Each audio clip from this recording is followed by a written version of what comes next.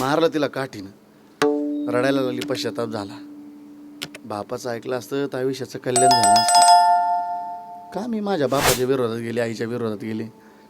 12:30 वाजता कंबरड्यात लहान बाली सांगितलं, जाय तुझ्या बापाला म्हणा तेवढी इस्टेट एक आणि माझ्या नाव कर. पूर्ण माहेरचा रस्ता धरला. ऐकता ना, संगत किती घातक असते. चांगलीची संगत का करायची. पहाटेले एक माहेरात आली, शेजारची चुलती तर झाडलोटच करत होती. काकू चुलतीच म्हणता ना तुमच्याकडे. विचारलं, काकू दाराला टाळा लावला, कुठं गेले आई वडील, भाऊ कुठं गेला माझावाला. ऐक ना पोरी, ज्या दिवशी त्या पोराच्या मोटरसायकलवर निघून गेली ना, तू हा रस्ता धरला, तुझ्या बापानं शेताचा रस्ता धरला. रानात गेला, एक झाड पाहिलं, त्या झाडाजवळ गेला, दोर घेतला आणि त्याच दोरानं तुझ्या बापानं फाशी घेऊन टाकलीत पोरी. मग काकू माझी आई कुठे आहेत. बाप घराला ना म्हणून तुझी आई पाहण्याकरता गेली माय. बापाचं प्रेत टांगलेलं पाहिलं, दुसरा दोर तुझ्या आईनं घेतला, तुझ्या आईनं पण फाशी घेऊन टाकलीत पोरी. मग काकू माझा सोन्यासारखा भाऊ कुठे आहे. आई पोरी, मायबाप घराला येणं म्हणून पोरगं पाहण्याकरता गेलं, मायबापाची प्रेत टांगलेली पाहिली, विषारी औषध होतं फवारणीचं, मालावरलं. ती बाटली फोडली आणि घट पिऊन तुझा भाऊ सुद्धा मरून गेलात. आमच्या एवढ्याशा चुकीमुळे आमच्या मायबापाची जर जीवनाची बरबादी असेल तर आमचं जीवन आणि शिक्षण तरी काय कामाचं. विठ्ठल विठ्ठल विठ्ठल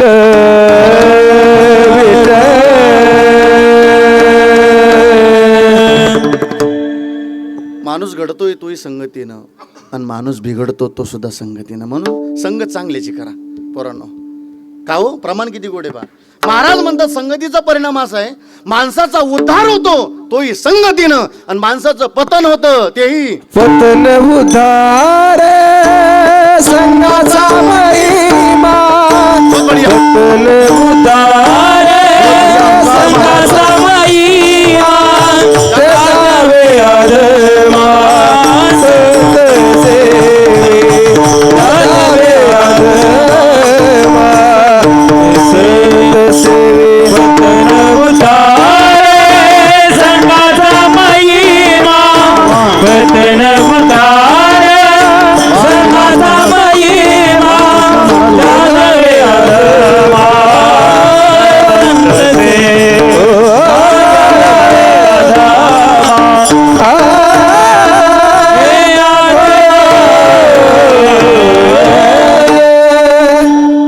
टाळी वाजवा एकदा जरा मस्त बाकीच्या. टाळी वाजवत राहा, टाळीचा फायदा आहे सांगतो. कीर्तनात टाळी होय पातकांची होळी, म्हणून टाळी वाजवत राहा. पतन उद्धार संघाचा महिमा. महाराज म्हणतात माणसाचं पतन होतं तेही संगतीनं आणि माणसाचा उद्धार होतो तोही संगती. मग माणसाच्या जीवनात काय महत्वाचं आहे? संघ महत्वाचा आहे. कारण आपलं जीवन कितीही पवित्र असलं, किती साधनेचं जर असलं, पण महाराज म्हणतात जीवनामध्ये जर चुकीचा संघ लागला तर घडतं असं. ढेकणाच्या संगे हिराजो भंगला आणि कुसंगे नाडीला. तिथं साधू जरी असलं तरी बिघडल्या जातो महाराज म्हणतात, एवढा खतरनाक येतो संघ. पण दृष्टांत त्याला ढेकणाचा. आता ढेकणं राहिलेलं नाही ना वासुलीकर.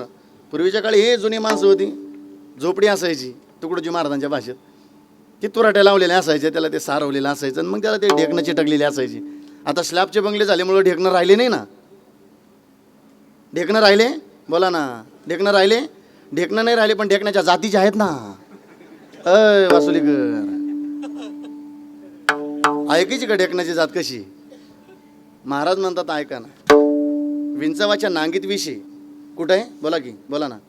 नांगीत, विंचवाच्या नांगीत विषय, पण जो दुर्जन आहे, जो ढेकून आहे, त्याच्या कणाकणामध्ये विषय. विंचवाची नांगी तैसा दुर्जन सर्वांगी. तैसा दुर्जन सर्वांगी. तैसा दुर्जन सर्वांगी. विंचवाची नांगी तैसा दुर्जन सर्वांगी. तैसा दुर्जन सर्वांगी. तैसा दुर्जन सर्वांगी. विंचवाची नांगी तैसा दुर्जन सर्वांगी. तुका म्हणे विंचवाची नांगी तैसा दुर्जन. असं एक पाठ ऐकूया. दुर्जनाच्या कणाकणामध्ये विष भरलेले, म्हणून चांगल्या माणसानं वाईटाची संगत करायची नाही. आपल्या जीवनामध्ये उद्धार व्हावा असं वाटत असेल, आपलं कल्याण व्हावं असं वाटत असेल तर तुकोबारायांचा आग्रह. काय आग्रह? अभंगाचं पहिलं चरण. संत समागम एखादी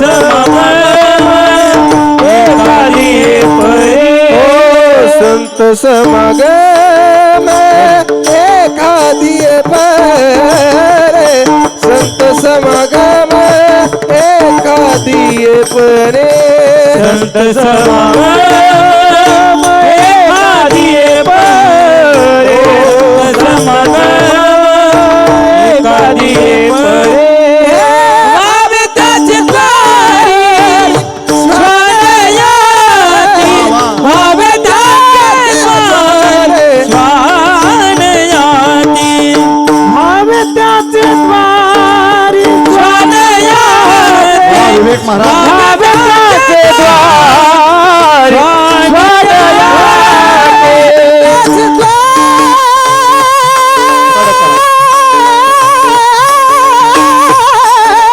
वा वा व्हावे त्याचे द्वारी